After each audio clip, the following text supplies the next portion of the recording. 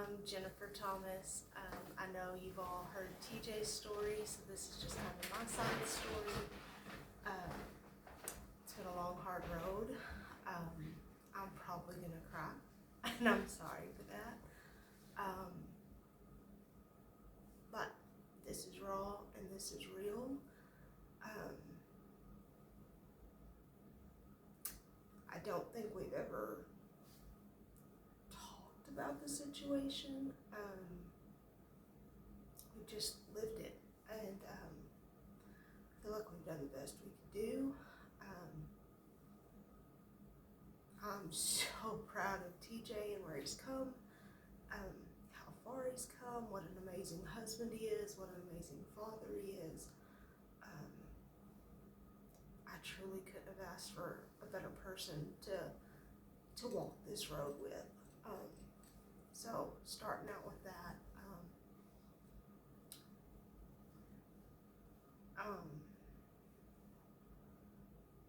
we both, I think we just got married young, and we both came out of very, not abusive, but we came out of relationships that left us with a lot of baggage. We didn't really know ourselves. If you didn't know before, I was engaged. I'd already called off the engagement twice. I knew in my heart it wasn't right, but I think instead I liked the idea of being married and being a wife. That was my dream. That's what I always wanted to be. And so I knew he wasn't the right one for me, but I think it was just the idea of being married that I loved. So I'd already called off my engagement twice. TJ was in another relationship. We both just had a lot of baggage with us. We had met in high school. We both felt in high school we were the ones. It just didn't play out that way in high school. I was pretty hard-headed. He was grades older than me. He was ready to go live his life, and I didn't want to hold that back. And so I kind of wish now I did, but who knows where we'd be. But I just think we came into this marriage with a lot of baggage, a lot of hardships that we didn't really take the time to sort out, to find ourselves. It was like we jumped out of a bad relationship into our relationship, and we knew that it was right, but I feel like we jumped a little too soon. Because once you're married, it's the demands of starting a family, working jobs. You know, you're having to support yourself, you're having to learn a new person, and as great as they are, they still have downfalls. Both of us do, and you're just not used to that. So alcohol was prevalent in our relationship from the get-go. It was nothing to go drink on the weekends. We would go dance, we would go party. So it was nothing new. TJ was always the life of the party. He was always fun, and I don't remember the exact day that flip switched. But it just, something changed. He wasn't fun anymore. It wasn't just a social drink anymore. It was more than that. And I had baggage of my own out of a relationship. My father was an alcoholic when I was little, and he quit drinking in my later teen years.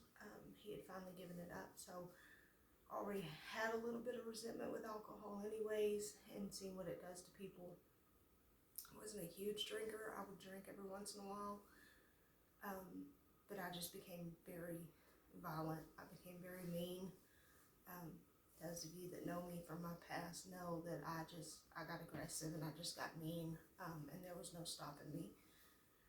So it was nothing new for either one of us. I just don't think either one of us were mature enough to handle the baggage that we were dealing with, a new marriage, and then on top of that, I got pregnant with Braylee probably not even a year into our marriage, and so much was going on with us, and it was just like we were walking down a train track just waiting for a train to hit us. It seems like some days. Our marriage was not on good terms. It was not, I mean, it was both of our faults. It was not lopsided by any means. We both brought in a lot of chaos. We both brought in a lot of bitterness and anger. And I don't even think 9/10 of it was towards each other. It was through other things we were dealing with, or, just learning to be married, and thinking that you're going to be treated the same way you were treated in your last relationship. And so I don't really think it was us fighting against each other. We were just fighting the devil is really what we were fighting, looking back now. So by no means was I a victim to any of this. And I don't want that to ever be taken. I had just as many faults in this marriage as anybody. So it was a two-way street for sure. But I do remember the night he went to stay with his dad. We had a huge disagreement, and I don't even know what it was about. It was something stupid. He was already drinking at the time. So I never knew when to quit. I just wanted him to be safe, but me wanting to keep him safe was just making him madder and more angry. And I never learned that, even in the latter years. I never learned to just stop and let him be. I tried to go get him a few times that night, and the parties involved were like, no, he's fine, don't come, he's fine. So I said, okay. And we get past it. He comes home, and probably about a month goes by, and his dad calls and wants to meet with him, and it's not uncharacteristic at this time in our life. So he went and met with him, and then he came back and told me that one of the girls was accusing him of some things. I was like, okay. So didn't think much about it. Just something we're gonna have to deal with. And then I remember the day that they called him to come to Andrews. I didn't want to go. I didn't want him to go. But TJ was like, we've got to deal with it head on. And that's basically, if you know TJ, that's his attitude. Just deal with it. Let's get it out. Get it out in the open. If we're going to fight about it, let's fight about it. So we went. They took him right in front of me.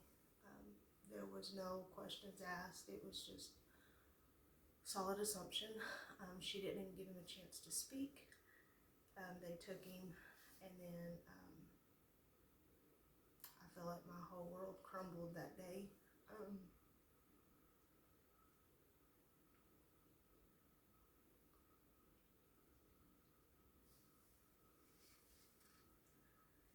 Was fortunate. I got to go see him the next day.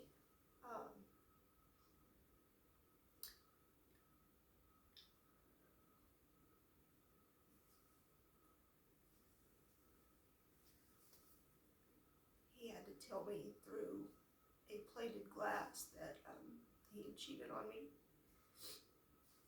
That it wasn't what he was being accused of.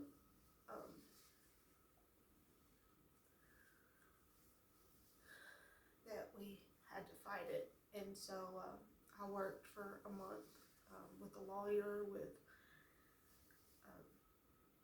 just trying to get him out just so we could fight it. I remember leaving the jail that day, and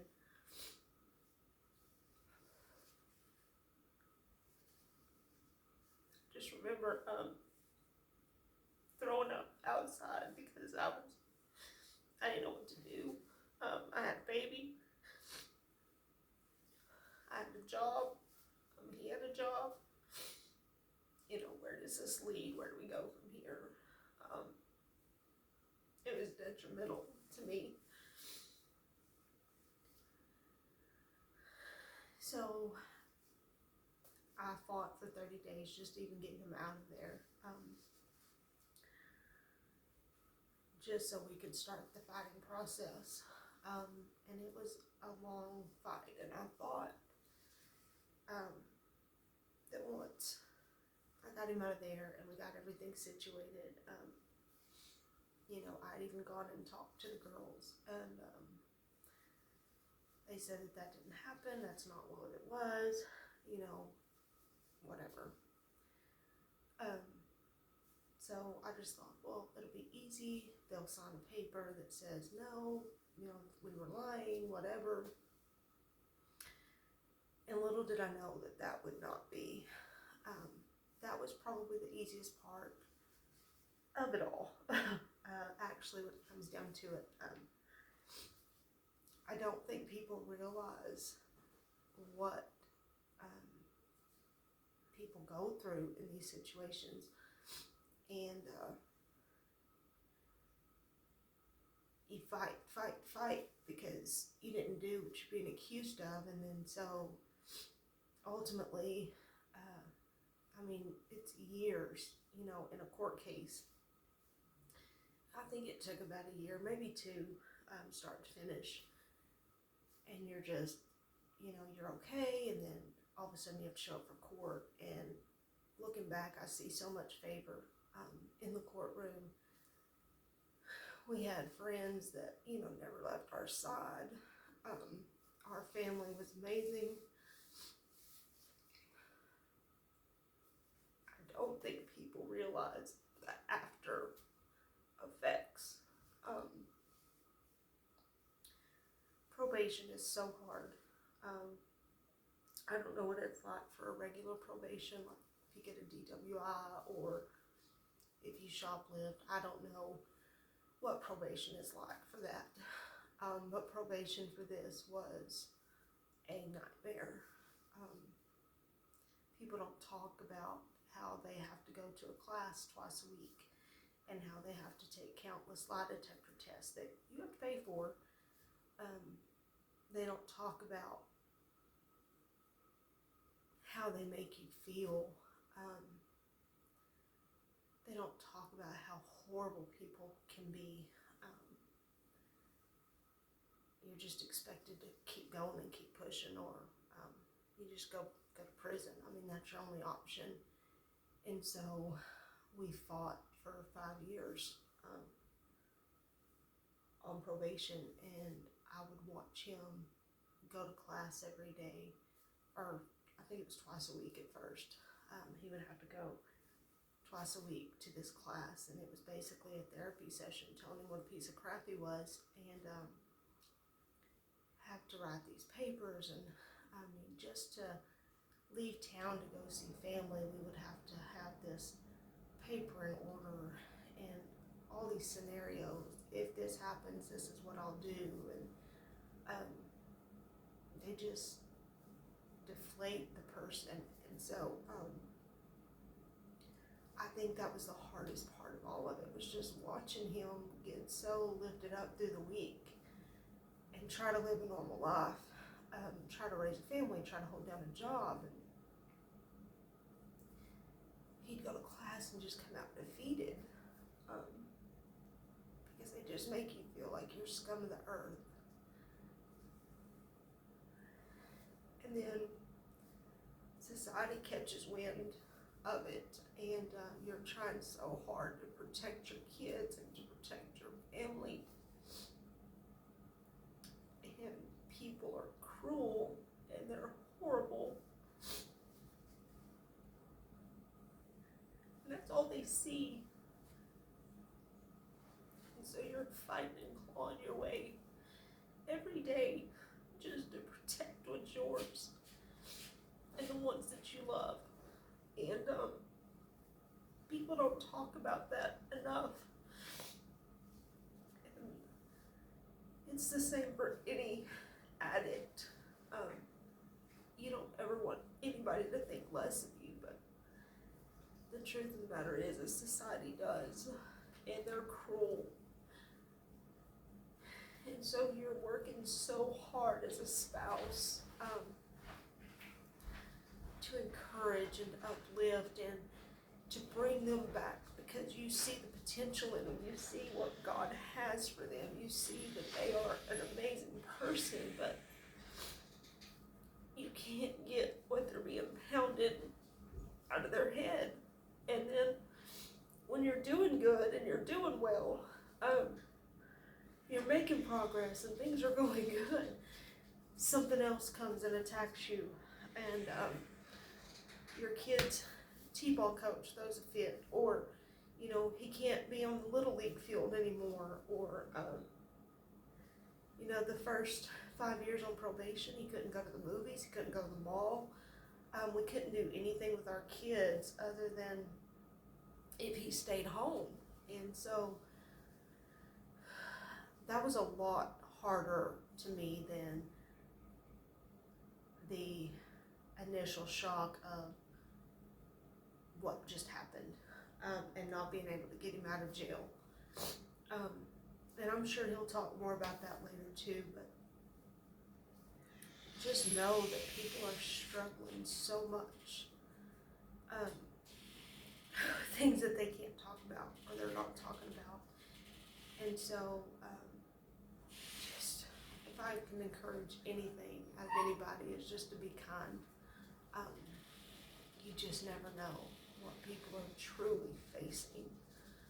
Your words matter, and your words hurt. Your actions hurt. And it's not just hurting TJ because you're mad at him. You're hurting his entire family. And that goes for anybody that you're dealing with. Any addiction, anything. I look back now, my relationship with God was not strong at all. And even when this started, I would pray, to let him out, find me a way to get him out, didn't have $200,000 in my pocket, get him out. And I look back now, and that was not the way to pray, but he honored me anyways because I was faithful. He had to do some things in teaching while he was in there, and he had to do some things in me. Don't realize how dependent you are upon somebody, and I never thought I was that way. Pretty independent person. I'm pretty hard-headed, so none of what phases me. But I had to learn to live without that, and I don't want to know what that's like ever again. I had to learn how to raise a child on my own, which wouldn't have happened without family.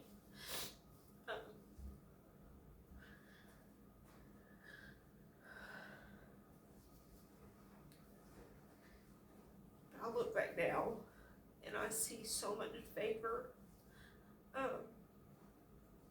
so many God winks in this whole case. Even the times when people were their worst, God was at his best, and he showed up and he provided and he proved himself over and over again. It strengthened my faith in him. It took me to a whole new level because I had to. I didn't have anybody else to depend on. So it had to strengthen my relationship with him. And it did. And I have fallen on and off the wagon multiple times since then. So you're not alone if that's where you're at. It's okay. It's okay to be mad. He's still going to honor you right where you are. He's still going to lift you up, and he's still going to wrap his arms around you. And there will be peace in those horrible situations. I'm not saying by any means God put us in this situation, but he has redeemed us from this situation. He has, for years, I would pray like how to change to be the best wife I could be. Um, and I have changed. I've changed a lot, but I feel like he's also changed TJ in that aspect too. When I married him, I married my best friend. Um, and now there's so much admiration, um, more affection, more respect than I could have ever guaranteed him on that day that I said I do. I love him more now than I did 20 years ago. We both kind of found ourselves. We've both been forced into finding ourselves, walking through life, walking through the challenges, walking through the struggles. On top of just the struggles of being married, I don't think people are warned enough how hard marriage is. You're two completely different people, no matter how much you get along, no matter how much you love each other. At the end of the day, you're still two completely different people. And I don't think people talk about that enough. I don't think people realize that you're walking into a battlefield the moment you say I do. And it's a fight that you're going to have to fight together for the rest of your lives. Divorce was never an option for TJ and I. Our pastor that married us always said, never threaten that word, ever. And I can honestly say it's never been threatened. At the time, everybody's first question to me is, why are you still here? God never told me to leave. He never told me to go. And honestly, I didn't want to go. I knew the potential that we had as a team. He's always been great to me. I wasn't released from my marriage at that point. And I think that's another thing that young couples don't realize. Just because the water gets hot doesn't mean that you get to jump ship. You're going to have to fight some storms, and you're going to have to deal with some battles, and you better be prepared. You better be ready, because you can't just jump ship and go. And I'm grateful today that I didn't jump ship and go. I was given the opportunity. I was given the choice. I was never expected to stay. I was never told to stay.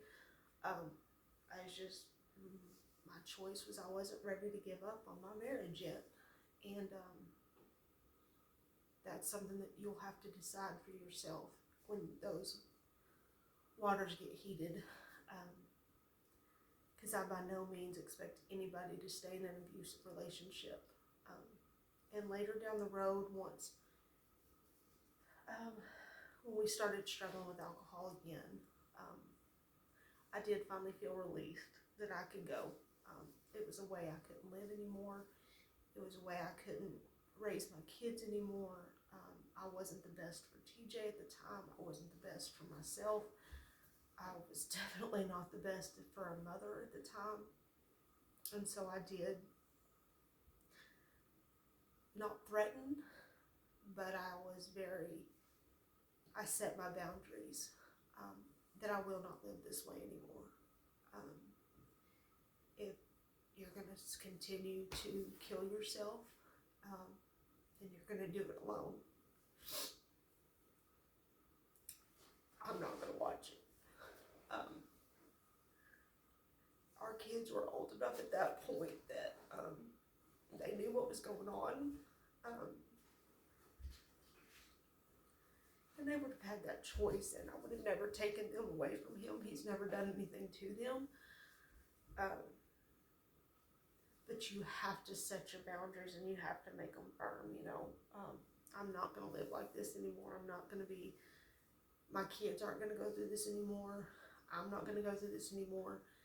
If this is the path that you're choosing, that's perfectly fine. You have that option to choose that. But we're not going to sit here and watch it go down. And that was the breaking point. TJ made a choice that day that he made his choice. He made his decision that we weren't going to live that way anymore. And we haven't. From that day forward, we haven't lived that anymore. And I respect that so much. So if you've ever dealt with an addict, it's not something that they're just like, okay, well, I choose not to today. It is a fight every single day to not pick up a bottle, to not pick up a can, to not go to the store and get what you need. It is a fight every day. And when that's how they coped for so long with the stressors and the hardships, they have to relearn a whole new life. So when you're at that party or you're at somebody's house and you're like, why don't you drink? Why don't you do this? You probably don't want to know the answer, honestly. There just needs to be a respect code that says, I'll come sit with you. I will come hang out with you. I can have just as much fun drinking a Dr. Pepper as I can a Coors Light or whatever your poison is. And that should be respected and okay. And for some of our friends, it wasn't okay. And they walked out the door, and that's okay. That is perfectly okay. That's where they're at. And this is where we have to be at. It's taken a long, long time to get to the point where we can go out and just have a social drink, or, we can sit down after mowing the lawn and have a Corona together, or, if it's really cold and we're sitting around the fire pit and we want a shot of whiskey, like, it's okay to sip on that. But it's taken us a long time to get to that point where that's okay, for both of us. So my biggest encouragement to you today, if I could take away anything, is just to love your people and love them hard, but don't be an enabler.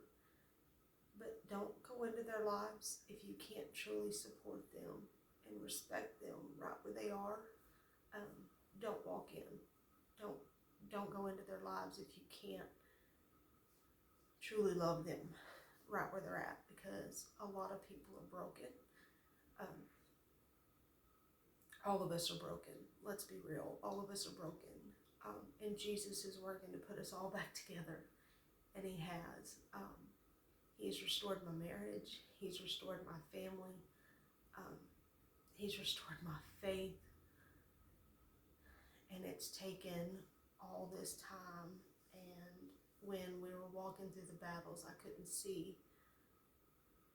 I mean, I would see, like, he had favor with counselors. He had favors with judge. He had favor with every person we came into contact with. I now look back and see all the favor. But don't give up that hope. He's going to meet you right where you're at. Find those people in your life to meet you right where you're at, to scoop you up and be like, it's okay. We'll walk through it together. Hang on tight. It's going to be a ride. And be willing to hang on tight with those people and love them with all that you have. Because it's going to be hard, so hard, but so worth it and so rewarding at the end if you just hang on tight, stick to his word, cling to it like you're some life raft.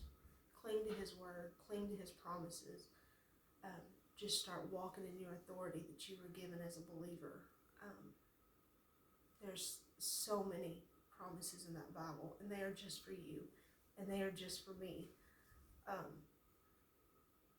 Start walking in your authority. Know whose you are and who you are. And just start claiming those victories in your life. Seasons don't last, and storms don't last forever. There's going to be some sunshine after these cloudy days, and it will all be better, I promise. I will probably go into more detail later on. As far as everything else goes, I just felt like I was encouraged that my side needed to be told. So for all you spouses that are suffering, hang on tight and just know that I'm here for you. If you need anything, I don't care if you say a word. If you just need to come cry, if you just need me to pray for you, all you have to do is shoot me a text, pray for me, and you got it. I don't have to know. I don't have to know the story. I'm on your side. God knows right where you're at. He doesn't need me to know too. If you need somebody to talk about your problems with, I'm right here, just a phone call away. But I just encourage you that it will get better. Times don't last. It gets better, I promise. Good seasons don't last either. So if you're one of the ones that's high and mighty and living high on the hog right now, remember that season doesn't last forever either. So be cautious to who you're going to fall on, because don't be so mean to the people that are beneath you, because your time is coming and you will fall. And I hope and pray that the perfect people are there to catch you, because they don't last. Life is a series of up and downs, and you handle them and you do the best you can, and that's all anybody can expect, and that's all God expects. But I love you guys, and we'll see you down the road. Bye bye.